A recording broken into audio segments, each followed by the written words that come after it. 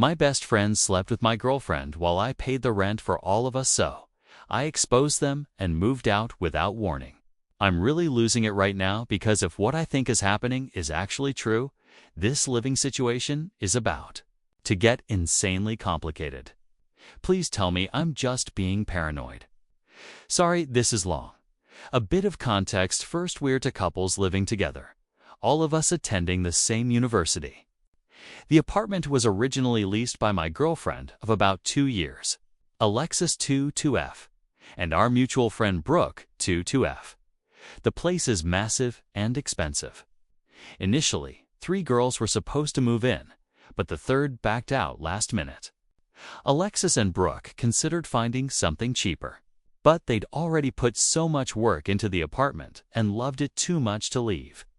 When my lease ended in May, I offered to move in so we could split rent and utilities 3 ways. I was already spending the night there a lot anyway. Both girls were thrilled with the idea. Around that same time, Brooke started dating my best friend Derek. It seemed ideal. Both couples got to hang out with their best friends and significant others all in one place. Eventually, Derek started sleeping over a lot. Then, when his parents sold their house and moved out of state in October, he temporarily moved in with us. We haven't really pressured him to find another place because dividing everything 4 ways has been a huge help for all of us. Technically, though, only Alexis and Brooke are on the lease. Surprisingly, the landlord doesn't mind as long as rent is paid and we stay quiet. Now, I wouldn't even be thinking like this if it weren't for 3 weird incidents. And if it were just 1, or even 2 of them, I'd probably brush it off. But all 3 together, I don't know. Alexis is sweet and shy, and Derek has always been like a brother to me. I've never noticed them being flirty, but all 4 of us are close, so we spend a lot of time together. Maybe too much. Incident 1 on Mondays, Wednesdays, and Fridays. Brooke and I have early classes and are usually gone by 8 a.m. Alexis and Derek have classes later, so it's normal for them to leave later, though they usually take separate cars. One day I decided to surprise Alexis with lunch after class, so I waited for her outside the building. I watched everyone trickle out, but Alexis wasn't among them. I texted her to ask where she was, and she replied, "Just got out of class, heading home to study." I called her to see if maybe I'd missed her in the crowd, but she didn't answer, which I thought was weird since she had just texted me seconds earlier. She didn't return my call for a while either, which is very unlike hers. She's usually glued to her phone. Later that day, I ran into Brooke, and in passing, she mentioned Derek had stayed home sick. She was planning to bring him soup or something. I didn't think much of it at the time. That evening when I got home, I noticed Alexis's car was parked in the exact same spot she usually uses in guest parking. Since we only have 3 assigned spaces, her car tends to move around a lot, which made me wonder if it had even left. I asked Alexis if she went to class, and she got quiet before sheepishly admitting she'd skipped because the professor was bad at explaining things. I've made it clear I hate when she skips. It's gotten her in trouble grade-wise before, but she had been improving lately. I gave her a kiss and told her I trusted her judgment. While I was doing the dishes, she casually mentioned she wouldn't skip again because being bored alone at home was awful. I laughed it off, and we moved on with our evening. But as we were going to bed and I was drifting off, something clicked. She said she was alone, but Derek was supposed to be home sick, right? She was still up on her phone, so I suddenly sat up and asked her where Derek had been that day. Brooke had told me he was sick. Alexis seemed a little thrown by the question, maybe because I went from half asleep to wide awake out of nowhere. But she said he was there in the morning and left to run errands or something. She didn't sound too sure at the time. I brushed it off. But later, thinking about it again in light of the other stuff, her vague answer seemed ... Maybe I'm reading too much into it. Or maybe not. Incident to one day, I was tossing some trash into the kitchen garbage when I noticed a condom wrapper. It was the exact same brand, Alexis and I used same distinct color and design. It wasn't out in the open, but kind of tucked behind a cereal box. Just visible enough to catch my eye. Here's the thing, Brooke and Derek always use a completely different brand. They get theirs free from the University Health Center, while ours are expensive Trojans. It felt odd seeing the wrapper in the kitchen because we usually throw them out in the trash cans in our own rooms. They never end up in the kitchen. On top of that, Lexus and I hadn't been intimate for a few days. Exams and general stress had been wearing us down. I didn't dig around the trash or anything like that. But I did go back to our room to check if any were missing. I couldn't really tell, since we buy them in bulk. My first assumption was that Brooke and Derek had run out and helped themselves to our stash without asking, which annoyed me. It's not even about the money, it just felt like a boundary was crossed. That night, I casually brought it up too. Alexis, her eyes widened the moment I mentioned the wrapper. When I suggested maybe Brooke and Derek had taken one, she got visibly upset, way more than I expected. Alexis is usually calm and laid back, but she went off about how they were crossing a line and violating our privacy. I told her maybe we should talk to them about it, and she shut that idea down immediately. She made me promise not to bring it up unless it happened again. She didn't want to have that awkward conversation. That threw me off because, generally, all of us are pretty open when it comes to stuff like that. Still, Alexis comes from a conservative small town, and she doesn't always talk about these things as freely as the rest of us. So maybe she was being genuine. Incident 3, Derek and Pi are cool with the guys who live in the apartment next to us grad students from our university. We're not close or anything, but we make small talk in the hallway about sports and feel comfortable enough asking each other to turn the volume down when needed. It's chill. Last Monday, during our break, I was locking up the apartment. No one else was home when I ran into one of the guys from next door. We talked about football for a bit, and then, out of nowhere, he mentioned that one of the couples in our unit is really into morning sex, and that the walls are way too thin. I laughed it off because, yeah, Alexis and I used to hook up in the mornings on weekends, especially when we had the place to ourselves. Brooke and Derek usually spend weekends at her parents' house, which is about an hour and a half away. But then I started thinking Lexus and I hadn't had morning sex in almost a month. Lately, it's only been evenings or not at all. So, ... Did he mean during the weekdays? My heart kind of dropped. I wanted to go back and ask him to clarify, but the conversation had already ended, and it felt too weird to bring up again. Plus, I couldn't shake the feeling that maybe I was just being paranoid. So, that's where I'm at. Our entire situation feels ... off. Am I being delusional? Am I reading too much into these signs, seeing things that aren't there? Or is something actually going on? If something is up, I don't want to confront Alexis just yet. First, I don't want to look like a jealous psycho if it turns out to be nothing. Second, if something is happening, I don't want to tip them off and give them a chance to hide it better. I've been thinking about swinging by the apartment one of those mornings when they're alone together. But I'm not sure how to time it right. If I show up too early or too late, I might just make things worse. I'm 2M, and I think something might be going on between my girlfriend to 2F and my best friend to 1M. We all live together. Am I just imagining things? A lot of you asked for an update. Most of you suggested I either talk to Brooke or try to walk in on them to catch them in the act. I decided to do both. Sunday night, everyone was back at the apartment. I was planning to pull Brooke aside and ask her about the neighbor's comment.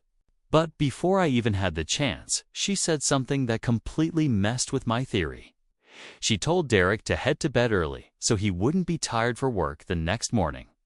Wait, what?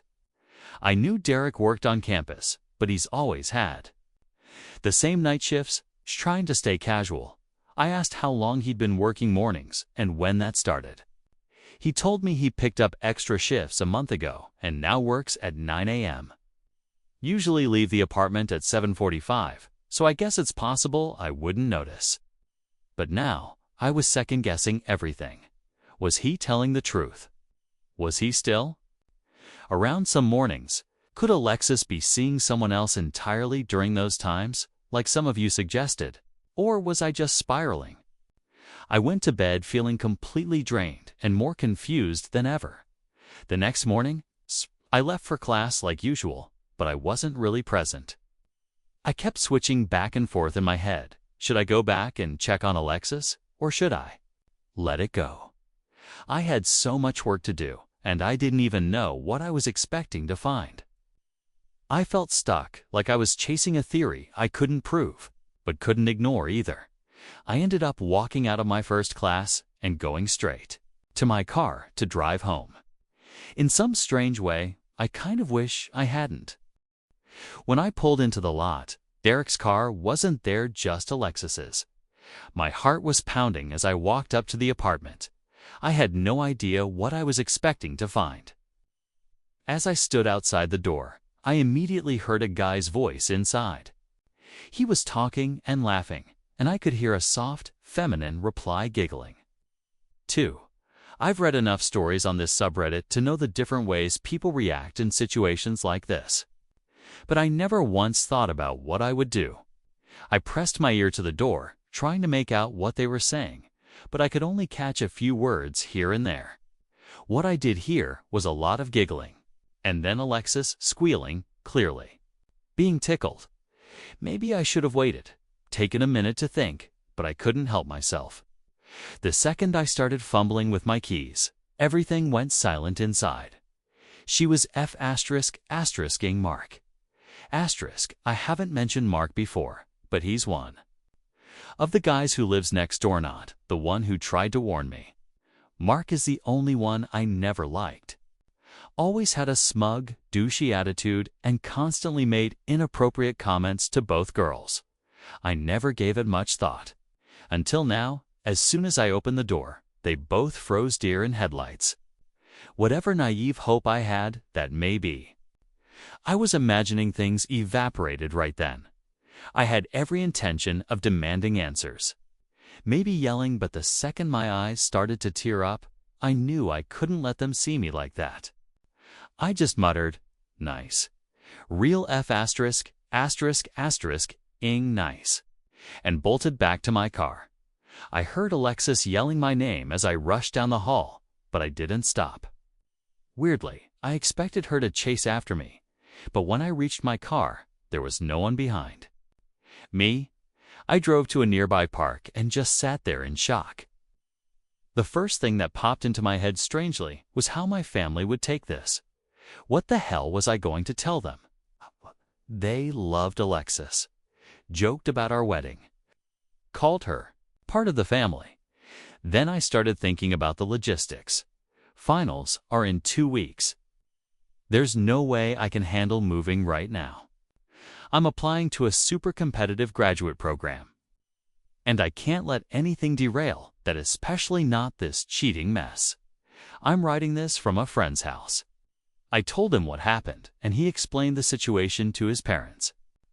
They were kind enough to let me stay here for now. I'll need to go back to the apartment for clothes eventually.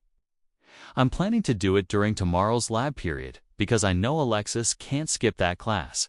It took her about an hour to start blowing up my phone, but once she started, it didn't stop. First, she asked me to come home so she could explain. Before I could even reply, she sent another message saying she was having an anxiety attack, something I'd always been the one to help her through. Maybe I'm heartless, but all I could think was, "Good, you earned it." Then there was a pause. After that, she wrote, "I don't know why you get so jealous. We were just hanging out." I waited. Then another text. "Look, I know it looks super sketchy. Believe me, if I were you, I'd think the same thing. But we didn't do anything. He needed advice on his girl problems. You have to believe me. No, no." I don't normally. I'd feel some twisted sense of justice watching a cheater scramble to come up with excuses. But my brain wouldn't stop replaying all the good times we had. I kept wondering, was she cheating then too? I want to know when it started. But I'm also afraid it's been going on longer than the month I've suspected something was off. Later that night, I got a text from a number I didn't recognize. It was the guy from next door, the one who did try to warn me. He said he got my number from Derek and wanted to say how sorry he was. I'm paraphrasing because it was a long message, but he basically told me he would have said something sooner if he'd been sure. He said he knew his friend was seeing a girl who had a boyfriend, but didn't realize it was my girlfriend until he learned her name. So yeah, turns out his thin walls comment really was him trying to tip me off. So shout out to him. Bro of the year. I don't think Derek or Brooke know anything yet. I haven't told them. I still haven't found the right words. I know when I do, it's going to shatter everything. My entire living situation and friendships have basically been flipped upside down. I guess I should message Derek and Brooke before Alexis has a chance to spin her own version of what happened. I keep wondering what the cool neighbor told them when he asked for my number. I don't think he mentioned anything. They probably would have said something by now, unless they took her side. Then I've lost my girlfriend and my friends. If anyone has advice on how to cope with something like this, especially those who've been through it, I'd really appreciate it. I don't have many people to lean on besides the guy I'm staying with right now. Alexis, Brooke, and Derek were basically my family. Alexis and I talked about our future, together, marriage, careers, everything. I've never been serious about a girl the way I was with her. I'm honestly overwhelmed by the amount of support you guys have shown. Please keep the comments coming. I might not reply to every single one, but I've read every word on both posts. I'm planning to tell Derek and Brooke soon, and I'll try to post a follow-up when I have more of a plan. You amazing people between the comments on both posts and the messages in my inbox. I now have an entire folder full of personalized pep talks. And I've been going back to read them a lot these past few days. Kaika advice, similar stories, words of encouragement from people of all ages, backgrounds, and relationship statuses. Honestly, I never thought the internet could be this supportive. Just know, by taking a few minutes to type a comment, you've made a very real impact on someone's life. Also, wild to say, I got 6 Reddit gold and made it to our best of. All for posting about the worst day of my life. A lot of people messaged me suggesting I join Red Pill or similar spaces. Let me be clear, this whole mess has changed the way I see Alexis, but not women in general. Some folks accused me of writing too well and claimed this story was fake. To them, I only have 2 words. I wish. Quick clarification on something I said in the last update. I wasn't literally walking in on them having sex. When I opened the door, Alexis and Mark were just sitting on the couch. But their frozen deer-in-headlights expressions made it painfully obvious it wasn't some innocent "oh hey, guess who dropped by" kind of moment. They both went totally silent. Tit was damning as hell. Anyway, on to the real update. I've been slammed with end-of-semester deadlines and took everyone's advice to just bury myself in work. I've been spending tons of time in the library, which, ironically, Alexis also frequents. Posting that last update made me realize how dumb it was that I hadn't even told Derek and Brooke my side of what happened, so I took screenshots of the messages I got from the neighbor. Side note, all names have been changed except for Mark. Screw you, Mark. Within a minute of sending the texts, Derek was blowing up my phone with calls and messages that made it very clear he had no idea what was going on. At the same time, Alexis was texting me nonstop, begging to meet up. I was feeling miserable and emotionally wiped. So I just replied to Derek with a short, "I'm not up to talking right now," and turned off my phone for the night. The next morning, I got a text from him asking me to meet him at my favorite restaurant for dinner and drinks his treat. He promised no one else would be there, not even Brooke. I hadn't had much of an appetite since everything blew up, but the gesture meant a lot. And truthfully, I really did want to see him. I arrived at the restaurant first, heart racing the entire time, half expecting Alexis to somehow be waiting there. But she wasn't. Derek came in, gave me a big hug, and immediately opened with, "Dude, what the F asterisk asterisk?" Asterisk. And here's where things got even more insane. A lot of you had speculated that Brooke might have been covering for Alexis or would take her side. I wasn't sure. She's closer to Alexis, but she and I have been friends even longer. According to Derek, as soon as he told Brooke what had happened, she was furious. Like livid. In Derek's words, I kind of wanted to cuss Alexis out, but Brooke took care of that and then some. Remember how I said Alexis was from a strict, conservative town? Her parents had no idea we were living together. She always made it clear they couldn't find out otherwise. They'd cut her off financially. They were polite to me, but worried I'd distract her from school, or worse, get her pregnant or something. Derek said Brooke gave Alexis an ultimatum. Pack your things and find somewhere else to live, or I'm calling your parents and telling them everything. Derek told me that later that night, Alexis was in the living room hugging a sweater I'd left behind and sobbing like her life was over. Apparently, she was wailing at the top of her lungs. Still, Brooke shouted from her bedroom, "Well, maybe you shouldn't have F asterisk asterisk Ed Mark then." Asterisk. Honestly, imagining that moment made me laugh a little. Brooke's always been known nonsense with a fiery temper, but I never expected her to go that hard. It was actually touching that she took the cheating so seriously and had my back like that. During dinner with Derek, all my fears about losing my friends just melted away. I even managed to eat a few pieces of sushi, my first real meal since everything happened.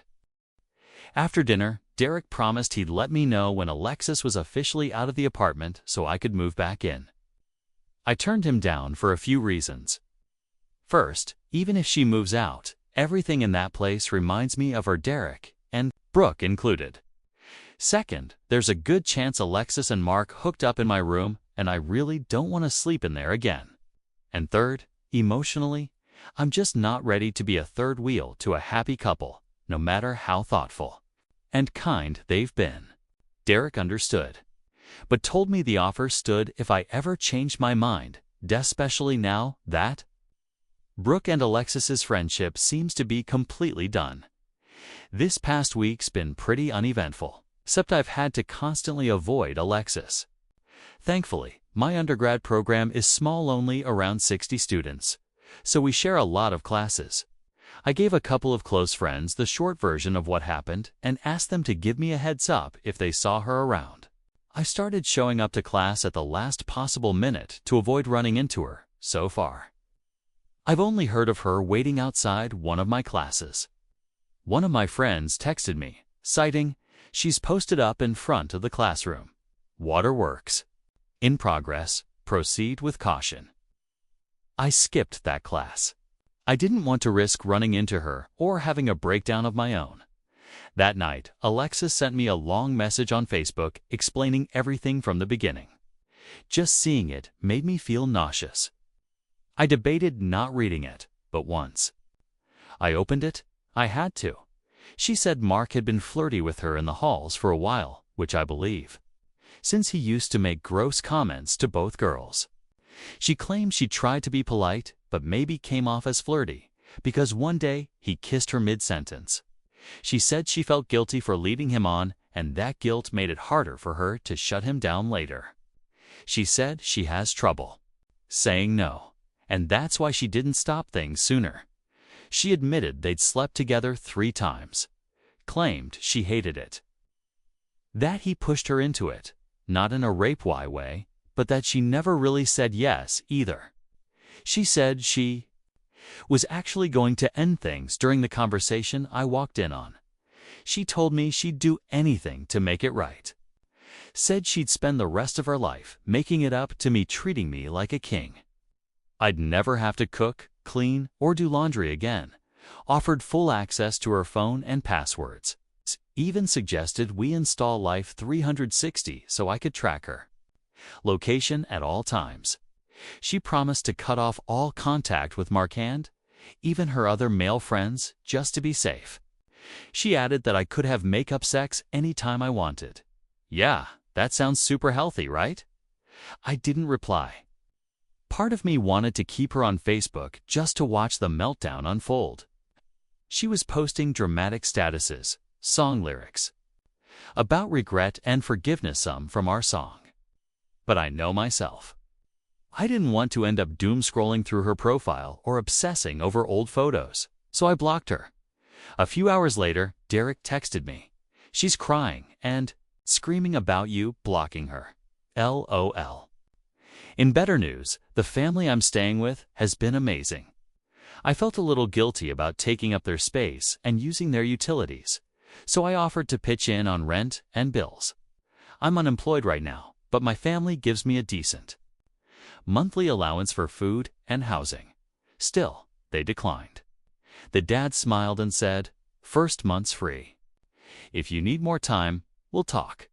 And winked. My friend told me they've hosted a bunch of his and his sister's friends who've gone through rough times, so it's not a big deal to them.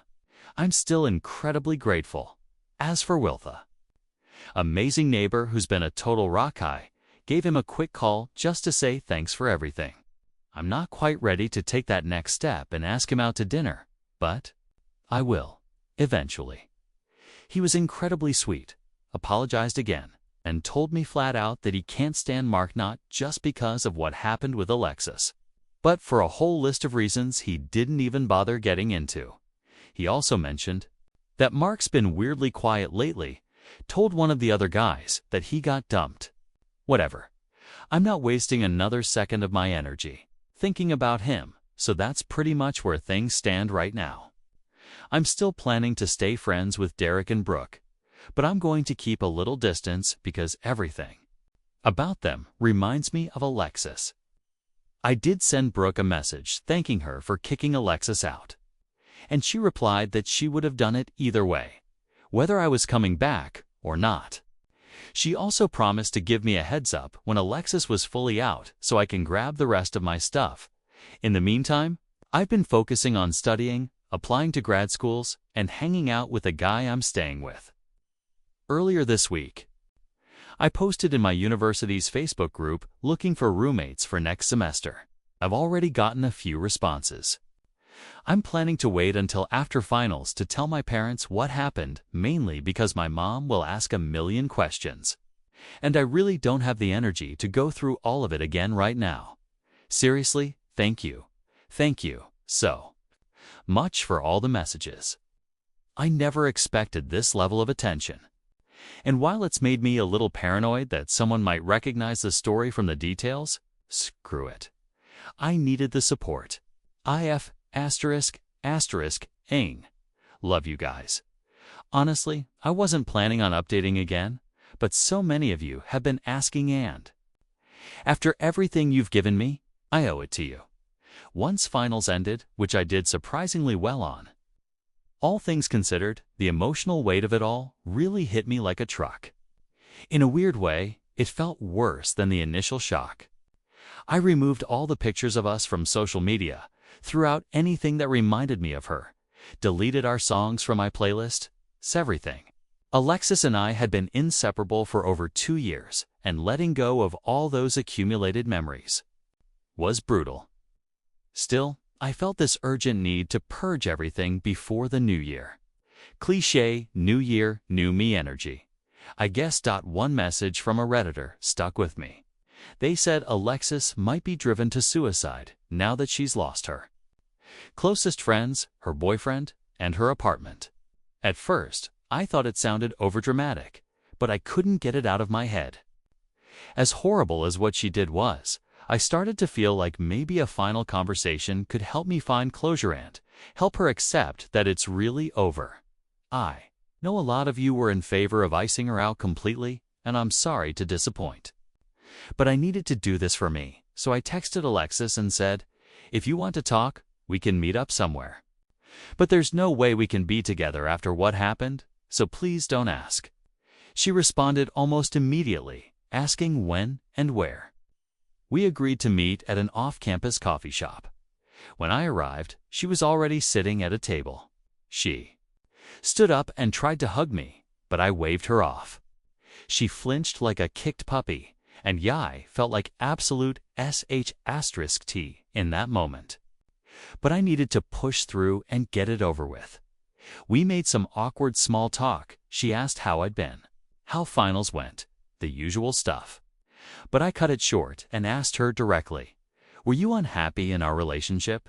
Her eyes got wide, and she shook her head quickly, repeating no over and over until she went quiet. So I pressed her again. Then why? If you weren't unhappy, why? She repeated her story about struggling to say no, how Mark had been pushy, and how she didn't want to be rude. But I stopped her and said, cut the bullshit. Maybe that explains the first time when he kissed you out of nowhere. But you've slept with him 3 times. That's a choice. Asterisk, she looked down, shrugged, and muttered, you're right. I know. That's when she started crying again and told me how sorry she was. Said I'd never understand how sorry. Then, of course, came the question I was expecting, despite my warning. Is there any chance we could ever be together again? I just shook my head. I told her I didn't hate her, but we were done. I also said she could still stay with Derek and Brooke if she needed to, but she said she already had plans to move in with another girlfriend of hers. After that, the conversation just went in circles. She kept falling back on the same excuse, how she's always struggled to say no, how she didn't want guys to think she was cold or frigid. And I kept trying to push her past that, to get her to admit that. That excuse was complete crap. I don't know why, but I needed her to stop hiding behind that tired line and finally take responsibility for once. To admit she destroyed something solid, something real, all on her own. But she wouldn't. She never could. She was always that stubborn. Eventually, I let it go. We parted ways on a somewhat civil note. As I was leaving, she grabbed my hand and opened her mouth to say something, but then stopped herself, just shook her head and let go. At first, that conversation made me feel even worse. But ultimately, it made something click. She was never the kind of person I wanted to build a life with without the cheating. She never took responsibility for anything. Failed a class, it was the professor's fault. Couldn't land a job or internship. Must be bad luck, not her lack of effort. I guess I'd been so deep in the honeymoon phase, I hadn't really thought about it too hard. That, or I was just an idiot who ignored the red flags. After leaving the coffee shop, I asked Derek if he wanted to hang out. I ended up going to the apartment, and though Brooke was home, she mostly stayed in her room. Derek and I had a few beers and played some video games. It actually lifted my spirits a lot. We also had a more serious chat about everything that had happened. He admitted that they hadn't been able to find a third roommate, and they didn't want to live with some random stranger. He asked me again if I'd consider moving back in. I could tell he genuinely wanted me there, and honestly, I felt guilty knowing they were stuck with that lease. So, I said yes. I told him I'd move back in after Alexis took all her stuff out. Most of the furniture was hers from before I even moved in, and I still didn't want to sleep in that bed she might have defiled. It's a mental block I'm not quite over yet. Brooke also apologized for getting so emotionally involved and for yelling at Alexis. Apparently, her stepdad cheated on her mom, and cheating is a pretty raw topic for her. I told her I didn't mind at all and that she was welcome to yell at cheaters again anytime she felt like it. He also took Will, the neighbor, who tipped me off, out for some food and drinks at this great spot near campus. A lot of you were asking what other stuff Mark did to piss everyone off. Apparently, he constantly had to be harassed to pay rent, refused to pitch in for basic things like dish soap, toilet paper, or light bulbs, and would barge in yelling and laughing at random hours.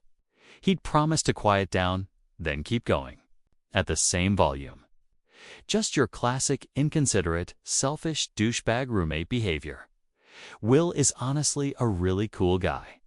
We ended up having a long conversation, some of it about Alexis, but also about school, sports, and random stuff. It was surprisingly fun. Eventually, I told my family what had happened.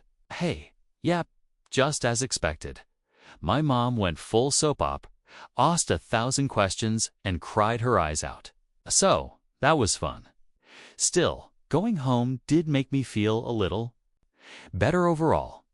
My older brother got engaged on Christmas Eve, which should have made me happy, but honestly, I wasn't in the mood to celebrate anything, and I feel like a terrible sibling for it. That's all my family talks about now, and I can't even blame them. But I've had 2 fake smiles more than I care to admit. Life isn't perfect now, but I'm doing better. Alexis moved all her stuff out. I bought a second-hand bed and dresser. From another student, I started a new round of classes last week, and I know I sound like a nerd, but they're genuinely cool, super hands-on. And the professors are incredible. Derek and Brooke have been incredibly supportive. They don't make me feel like a third wheel at all, which is something I really appreciate. I did run into Mark in the hallway once. We both ignored each other. But the urge to punch him in the face was very, very real. I know that feeling will fade with time, but man, it's still there. I almost wanted to confront him, but remembering the kind of guy Will described, I realized it would be a waste of energy. Nothing good would have come out of it, and I'd probably just leave even angrier. Sorry this update isn't as dramatic or juicy as the others. But thank you, Reddit. Thank you for the love, support, and encouragement. You seriously helped me through one of the worst times in my life. I don't know how I would have handled all this without you.